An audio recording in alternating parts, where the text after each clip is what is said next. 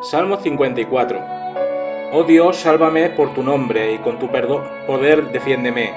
Oh Dios, oye mi oración, escucha las razones de mi boca, porque extraños se han levantado contra mí y hombres violentos buscan mi vida. No han puesto a Dios delante de sí. He aquí, Dios es el que me ayuda, el Señor está con los que sostienen mi vida. Él devolverá el mal a mis enemigos, córtalos por tu verdad.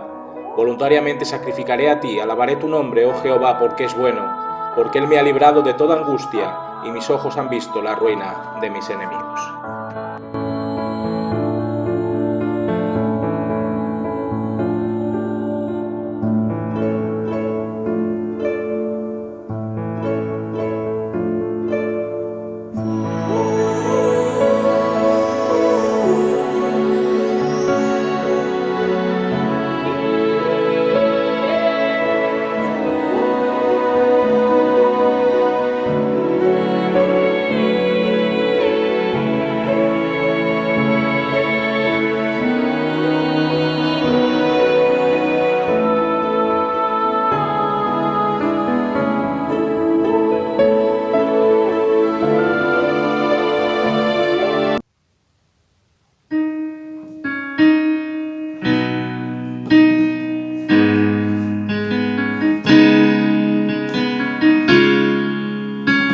Cansado del camino, sediento de ti. Un desierto he cruzado, sin fuerzas he quedado, hoy vengo a ti. Luché como un soldado y a veces sufrí, y aunque la lucha he ganado, mi armadura desgastado, hoy vengo a ti. Sumérgeme en el río de tu espíritu. Necesito refrescar este seco corazón sediento de ti. Sumérgeme en el río de tu espíritu. Necesito refrescar ese seco corazón sediento de ti. Cansado del camino, sediento de ti. Un desierto he cruzado, sin fuerzas he quedado, hoy vengo a ti. Luché como un soldado y a veces sufrí, y aunque la lucha he ganado, mi armadura he desgastado, hoy vengo a ti. Sumérgeme en el río de tu espíritu. Necesito refrescar este seco corazón sediento de ti.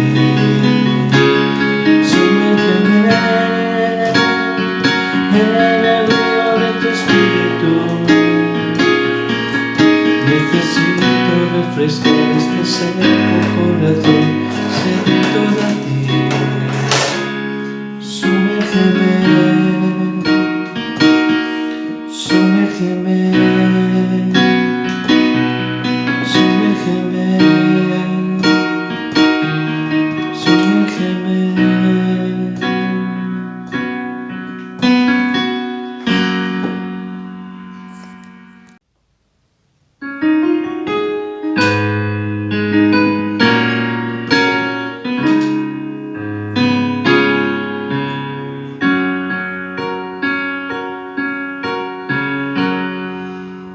Cristo, solo a Cristo, yo exaltaré.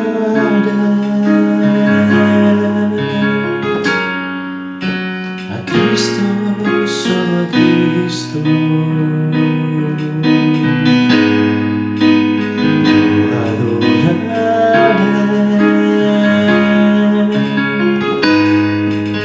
porque Él me ha dado vida eterna.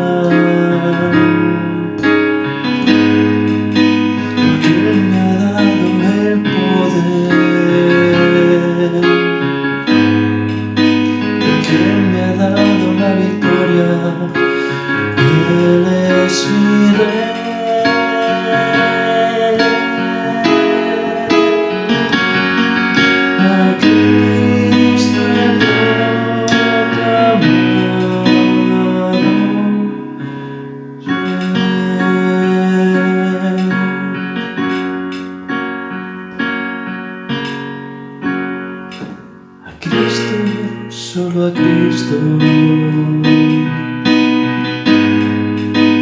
Yo exaltaré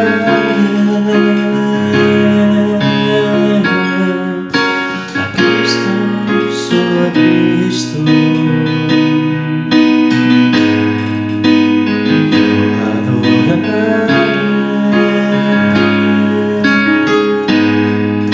porque Él me ha dado vida eterna.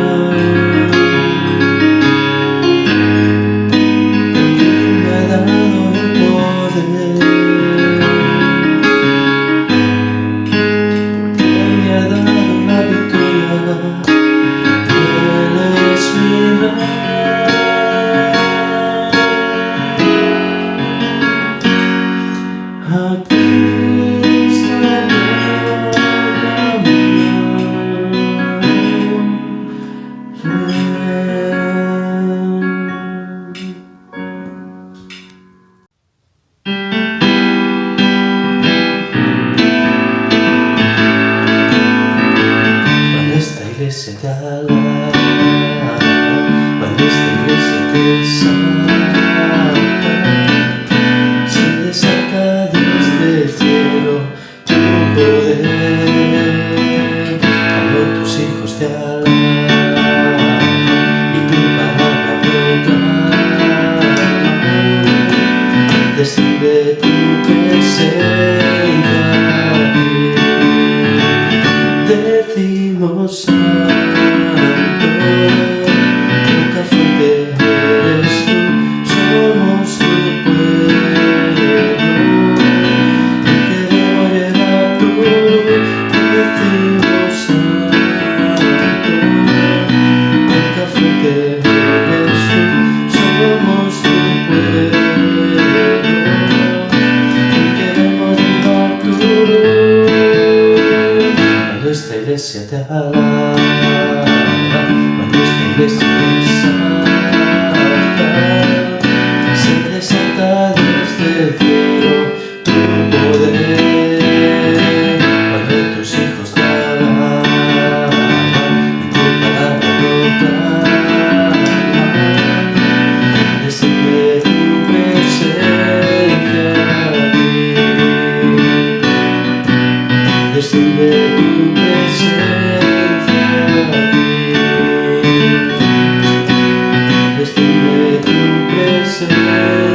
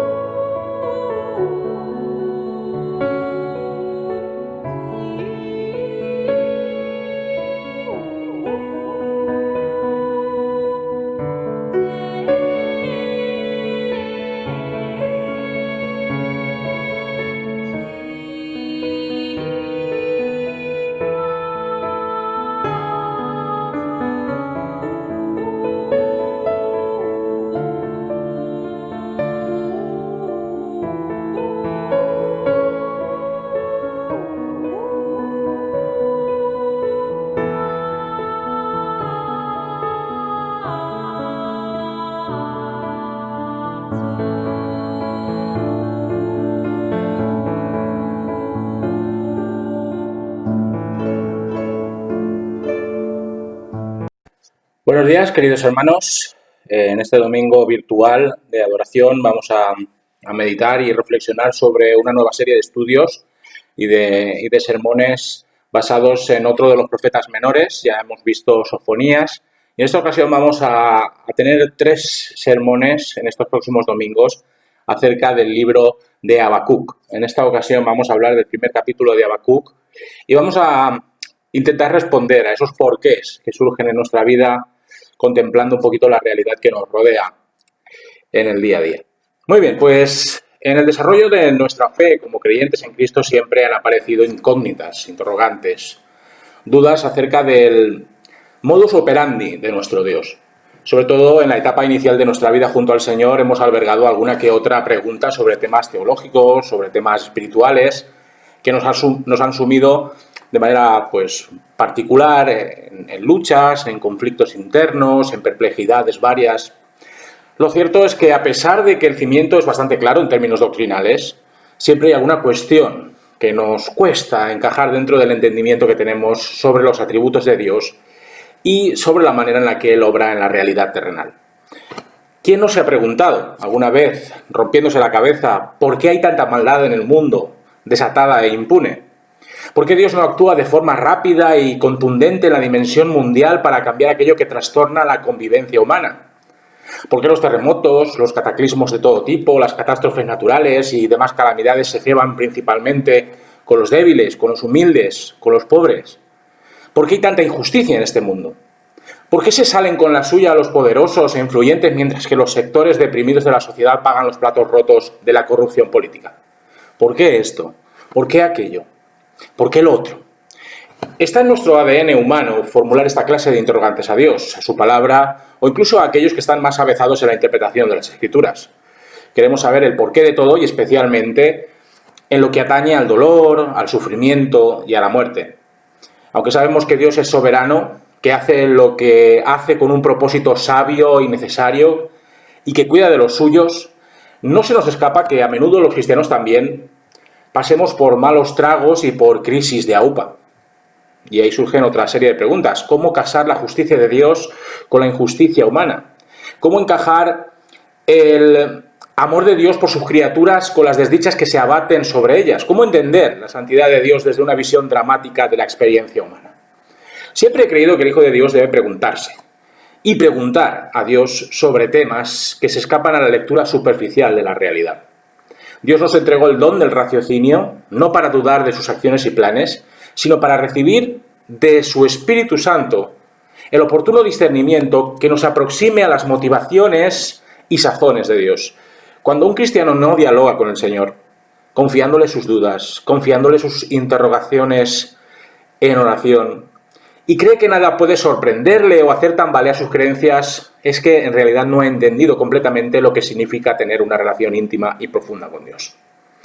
Si leéis Habacuc, si habéis tenido la oportunidad de esta semana de leer esta breve obra profética, si leéis Habacuc podréis confirmar este extremo. A lo largo de sus líneas podemos comprobar que se trata de un toma y daca, de un diálogo sincero, de un diálogo incluso, podríamos decir, que crudo y áspero entre el profeta y Dios. Habacuc, aun siendo un siervo de Dios, portador del oráculo divino al reino de Judá, tiene preguntas directas que hacer al Señor. Habacuc pretende reconciliar su teología de la soberanía de Dios con las acciones aparentemente incongruentes e incoherentes del Señor. Existe una serie de luchas, de perplejidades en su fuero interno y desea que Dios lo saque de dudas, que le explique cómo hallar certezas en un panorama social y espiritual realmente lamentable. Para comprender un poco el marco histórico en el que se hallaba el profeta Habacuc, es preciso saber que fue testigo del declive definitivo del imperio asirio y de la ascensión en la hegemonía geopolítica del imperio babilónico, también conocido como Caldea. Posiblemente este conjunto de manifestaciones proféticas fuesen escritas entre la derrota del ejército egipcio por parte de Babilonia en la batalla de Carquemis en el 605 a.C. y la primera captura de Jerusalén a manos del rey Nabucodonosor en el año 597 a.C. Este libro profético, que consta de 3 capítulos, comienza con una escueta presentación. Versículo número 1. Profecía que el profeta Habacuc recibió en una visión. Habacuc, profeta cuya etimología aún permanece en la oscuridad, ha sido escogido por el Señor para transmitir un mensaje de advertencia, un mensaje de pronóstico, un mensaje de anuncio de cuáles son los caminos que Dios va a emplear para sanear la podrida sociedad judaica. En una visión especial, Habacuc va a participar de una conversación en la que se entremezclan todo tipo de sensaciones y emociones, especialmente las del desconcierto, la de la frustración y la del asombro. Una vez se autentifican todas las palabras que a continuación serán escritas para la lectura de sus contemporáneos y, lógicamente, para el estudio de todas las edades hasta el día de hoy, Habacuc será el que hable en primer lugar. Vayamos al texto, versículos del 2 al 4. ¿Hasta cuándo, Jehová, gritaré sin que tú escuches y clamaré a causa de la violencia sin que tú salves? ¿Por qué me haces ver iniquidad y haces que vea tanta maldad? Ante mí solo hay destrucción y violencia, pleito y contienda se levantan. Por eso la ley se debilita y el juicio no se ajusta a la verdad. El impío asedia al justo y así se tuerce la justicia. La primera pregunta que Habacuc dirige a Dios está preñada de frustración y agonía. Desde que la bombilla se encendió en su mente y surgió la pregunta de su conciencia, ha estado arrodillado ante Dios, perseverando en la oración y en la súplica. Ha pasado mucho tiempo desde que comenzó a inquirir en las motivaciones de Dios, en el papel que éste cumple en el orden de la realidad terrenal, y comienza a desgañitarse día tras día esperando una contestación que resuelva sus peticiones. Mientras tanto, el contexto social sigue estando contaminado, como hemos podido ver en estos versículos, con la violencia, con la agresividad sin control de los habitantes de Judá y Jerusalén, con toda clase de acciones malvadas y perversas contra los más humildes. Ante su mirada indignada y dolida siguen perpetrándose crímenes abyectos que inundan su ser con una ira y una rabia inusitadas. Su mundo necesita ser redimido, necesita ser salvado, necesita ser restaurado. Su mundo necesita de la intervención de Dios, de su inmediato poder, de su instantánea injerencia. La iniquidad se adueña de todos los ámbitos de la vida social y la maldad campa a sus anchas sin que nadie ose denunciarla. Las disputas, los pleitos, los conflictos, las agresiones se suceden con total impunidad. Nadie mueve un músculo por intentar cambiar este estado lamentable de cosas. El profeta se enerva al considerar de qué manera tan honda se ha aceptado lo malo como algo normalizado. El pan de cada día es tener que ser testigo de excepción de lo bajo que ha caído el ser humano, de cómo la violencia se ha apoderado de cada resolución de problemas, de cómo los instintos más salvajes de sus ciudadanos encuentran un espacio inmejorable para desarrollarlos en sus más depravadas expresiones. Y así pasa, que cuando una sociedad se aleja de Dios, cuando una sociedad se aleja de los principios morales más básicos que se arraigan en la ley de Dios, todo colapsa y el caos se convierte en lo más natural y corriente. Los efectos corrosivos de la depravación no se hacen esperar. Los que acometen las fechorías más deleznables son aquellos que promueven el debilitamiento de la ley de Dios, erradicando de sus existencias el único medio que hay para desenmascararlos, para desnudar sus malas artes y prácticas. Los jueces se unen a esta fiesta del despropósito y de la injusticia corrupta, dictaminando sus sentencias desde el mejor postor y desde sus propias predilecciones concupiscentes. El que aborrece a Dios acogota al que lo ama, utilizando todos los medios a su alcance, y la justicia beneficia únicamente a aquellos que pueden torcer los brazos de los funcionarios judiciales con prebendas, con sobornos o con chantajes. Lo más triste de todo esto, queridos hermanos y hermanas, y lo más asombroso a la vez también, es que Habacuc está retratando de forma prácticamente exacta a nuestra sociedad. No sé si lo habéis podido comprobar y percibir. Creo que no somos tan inocentes como para pensar que en la actualidad no hay este tipo de cosas. Hay millares y millares de testimonios de personas que tratan de seguir los pasos de Cristo en su estilo de vida y que se ven estremecidos ante la corrupción tan extendida que hay en el marco del Poder Judicial, que se retuercen de indignación cuando contemplan cómo los poderosos y los adinerados se llevan el gato al agua cuando se trata de denunciar sus pillajes, mentiras y manipulaciones. La violencia se está apoderando de las calles con mayor frecuencia, cambiando la manifestación pacífica y respetuosa por multitudes enojadas, violentas, agresivas, que solo buscan la destrucción de lo público, de lo que no es suyo y de la pluralidad ideológica y confesional que hay en nuestras sociedades. También nosotros, queridos hermanos y hermanas, junto a Habacuc, nos quedamos pasmados del modo en el que nuestros congéneres solventan su frustración, su mal humor o sus apetitos contra natura. Vemos la televisión, leemos un diario, nos metemos en internet y no nos quedan fuerzas para intentar asimilar cómo es posible que Dios no actúe lo antes posible para defender a los justos y a los humildes de la tierra. Todo se nos antoja paradójico e incomprensible desde nuestra óptica mortal y subjetiva. Después de que Dios haya escuchado con atención durante un tiempo que a Habacuc se le ha parecido eterno, y tras estimar que es el momento de contestar a las preguntas del profeta, Dios declara con contundencia y con detalle cuáles serán sus siguientes pasos para solucionar el problema que se le propone. Vamos al texto bíblico, versículos del 5 al 11. Mirad entre las naciones, ved y asombraos, porque haré una obra en vuestros días, que aun cuando se os contara, no la creeríais. Porque yo levanto a los caldeos, nación cruel y presurosa, que camina por la anchura de la tierra para poseer las moradas ajenas. Formidable es y terrible, de ella misma proceden su justicia y su dignidad. Sus caballos son más ligeros que leopardos, más feroces que lobos nocturnos, y sus jinetes se multiplicarán. Vienen de lejos sus jinetes, vuelan como águilas que se apresuran a devorar. Toda ella acude a la violencia, el terror va delante de ella y recoge cautivos como la arena. Se mofa de los reyes, de los príncipes hace burla, se ríe de las fortalezas, levanta terraplenes y las toma, luego pasa como el huracán y peca porque hace de su fuerza su Dios. Los planes de Dios para purgar a su pueblo y salvar a aquellos que claman día y noche por su salvación y protección hacen que los ojos de Habacuc se abran como platos. Al escuchar lo que tiene reservado el Señor para Judá y Jerusalén, se queda patidifuso. Esperaba otra clase de actuación, tal vez más ajustada a su teología del pecado y de la salvación. Sin embargo, el Señor anuncia su inaudita voluntad de solventar el problema moral y espiritual de Judá, recurriendo a un imperio que está en la cumbre en estos momentos, Babilonia. Dios, como dueño de la historia, va a escoger como instrumento corrector y disciplinario al imperio babilónico. Y para hacer notar a los lectores y oyentes de este oráculo profético, y a Habacuc mismo, que él no habla por hablar, Dios describe con minuciosidad y dramatismo cómo son los caldeos o babilonios. No hay más que echar un vistazo a las características de este pujante pueblo oriental para darse cuenta de que la que se le viene encima a Judá es terrible. Los babilonios, ¿quiénes eran los babilonios? Pues los babilonios eran un pueblo que no tenía miramientos a la hora de invadir y conquistar cualquier territorio que se les pusiese a su alcance. Si tenía que pasar la espada a los que se interponían en su camino, no les temblaría el pulso. El ansia de esta incipiente nación era la de expandir sus límites y fronteras. Sus campañas militares eran rápidas como el relámpago y su eficacia bélica era reconocida por los reinos que se hallaban ya bajo su dominio. Su despliegue en la batalla era impresionante, causando en sus oponentes un temor tremendo que abría de par en par sus filas. Su justicia y dignidad son respaldadas por el filo de sus espadas, por el filo de sus lanzas, por el poderío marcial y por las historias que sus sometidos contaban acerca de su potencia.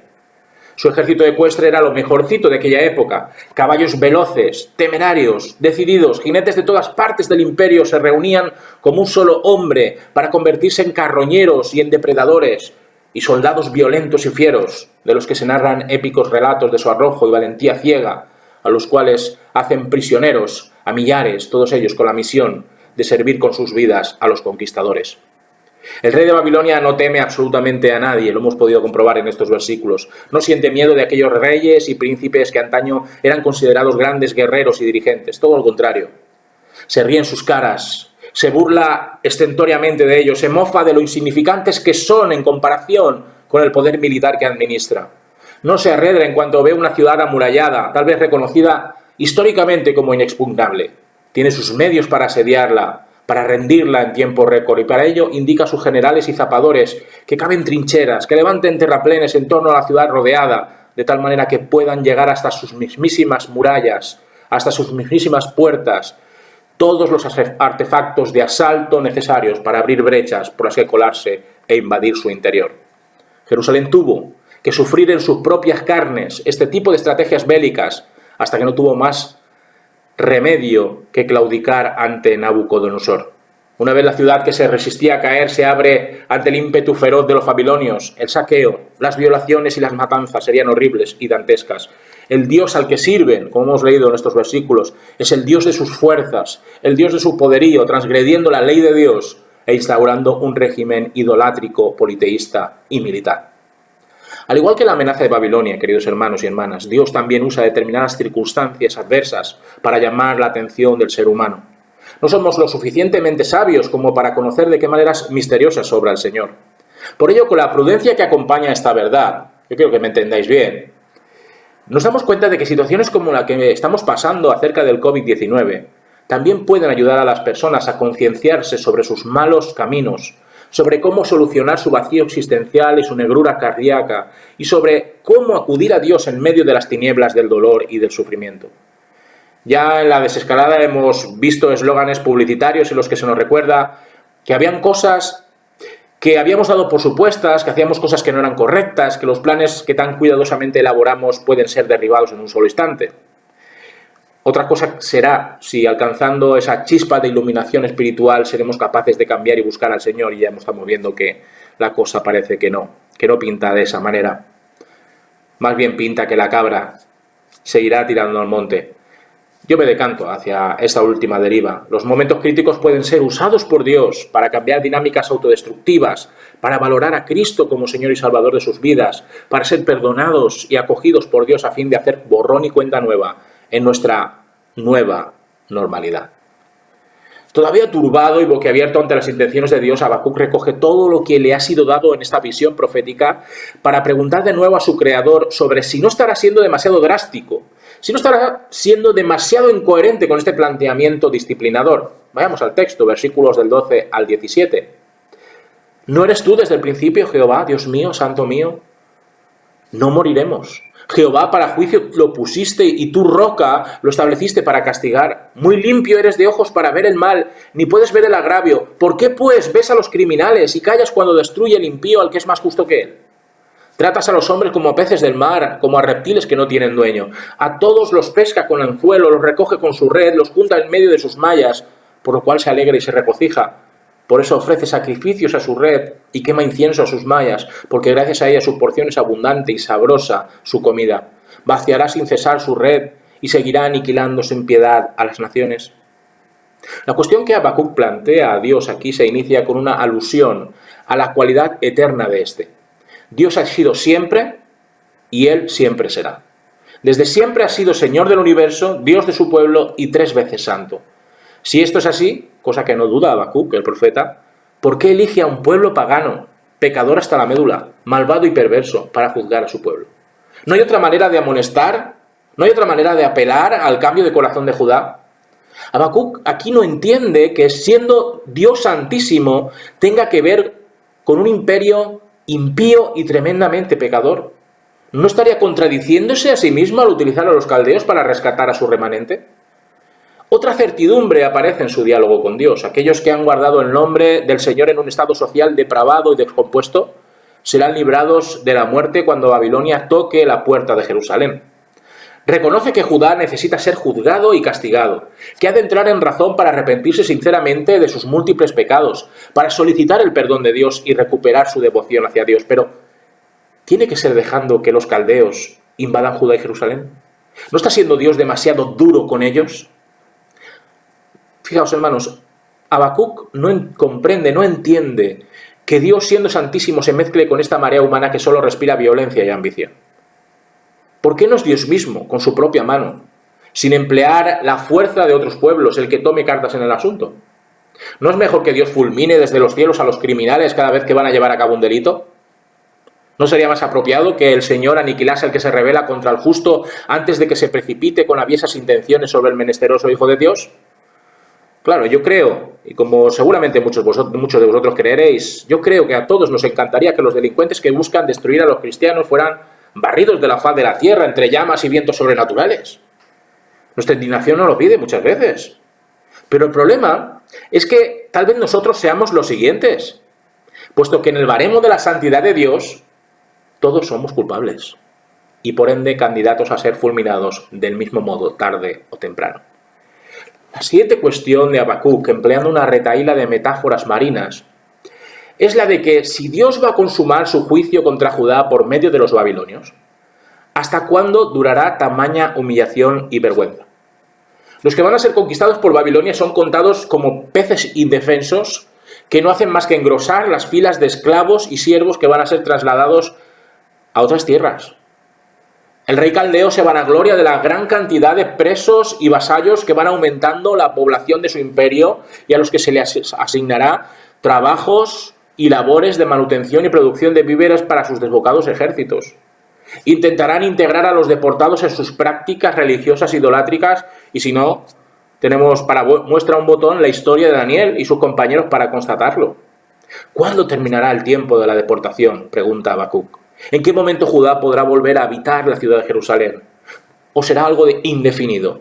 El temor se instala en el corazón del profeta y simplemente desea que Dios le ofrezca una esperanza que calme su acelerado pulso, que le permita asimilar las revelaciones divinas que se suceden sin desmayo.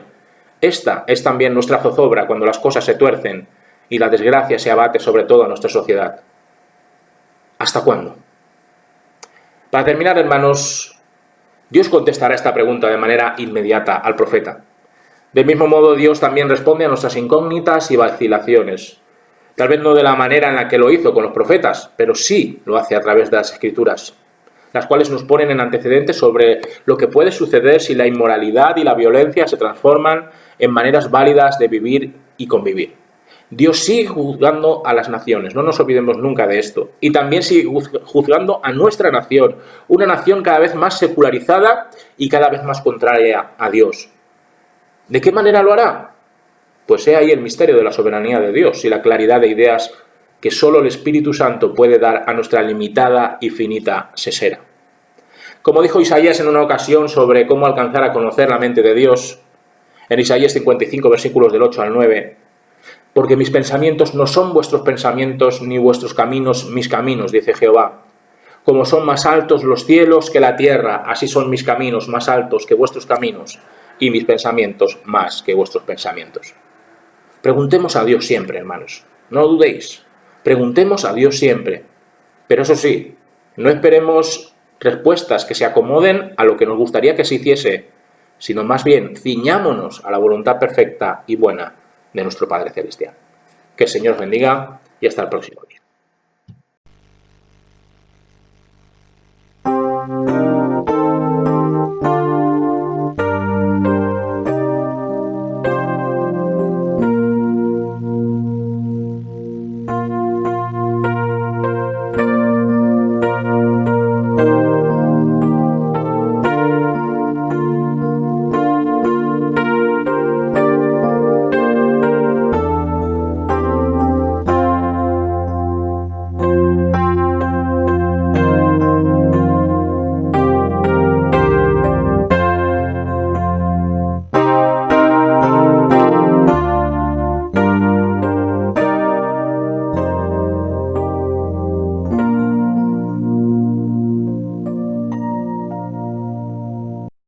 Que la gracia del Señor Jesucristo y el amor de Dios y la comunión del Espíritu Santo sea con todos vosotros, hoy y siempre. Amén.